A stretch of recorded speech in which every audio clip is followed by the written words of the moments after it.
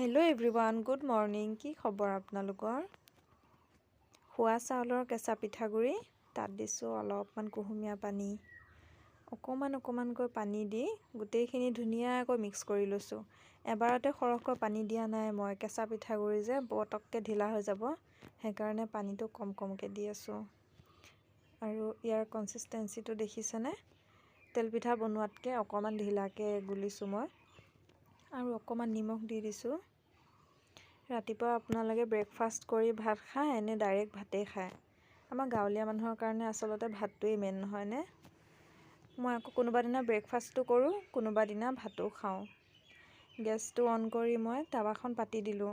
কেৰাহীটো বনাব পাৰে আপোনালোকে। মই এই টাৱাখনতেই ভাল পাওঁ, পাতল হয় পিঠাটো ধুনীয়াকৈ। প্ৰথম পিঠাটোৰ কাৰণে অকণমান তেল লগাই লৈছোঁ। আৰু পিঠাগুড়িখিনি বহি যোৱাৰ কাৰণে আকৌ এবাৰ মিক্স কৰি দিলোঁ। গোলা পিঠাগুড়িখিনি টাৱাখনত দি ধুনীয়াকৈ বহলাই দিছোঁ। অকণমান গেপ ৰৈ গৈছে, আকৌ অলপমান দি পেলাই তাতে ফ্লাপ কৰি দি পেলাই মই কেৰাহী ঢাকনখনেৰে ঢাকি দিছোঁ। ঢাকি নিদিলে মানে পিঠাটো ফাটি ফাটি ওপৰটো বগা পৰি যায়। আপোনালোকৰ হয়নে নহয় নাজানো, কিন্তু মই বনালে প্ৰায় তেনেকুৱা হয়েই। সেইকাৰণে মই ঢাকনখন ব্যৱহাৰ কৰোঁ। আৰু পিঠাটো ইমান ধুনীয়াকৈ অকণো লাগি ধৰা নাই, পটককৈ নিজে নিজে এৰি আহিলে, দেখিছেনে? এই ভিডিঅ'টো আচলতে মই ৰেচিপি ভিডিঅ' হিচাপে শ্বেয়াৰ কৰা নাই আপোনালোকক।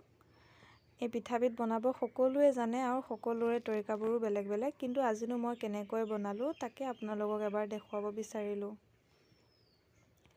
টাৱাখন লাগি ধৰি লেতেৰা হৈ যোৱাৰ কাৰণে অকণমান পানী ছটিয়াই কাপোৰ এখনে ধুনীয়াকৈ মচি ল'লোঁ। এই পিঠাবিধ বনাবলৈ বহুত কম সময় লাগে আৰু সহজতেও হয়, খাবলৈও সোৱাদ হয়, তেলৰো খৰচা নহয়। মই কিন্তু এই পিঠাবিধ খাই খুব ভাল পাওঁ। আপোনালোকে ভাল পায়নে জনাবচোন। গোটেইখিনি পিঠা মোৰ হৈ গ'ল। আৰু ৰাতিপুৱাই ৰঙা চাহৰ লগত মিঠৈ দি খলা চাপৰি পিঠা। ভিডিঅ'টো চাই কেনেকুৱা পালে জনাব।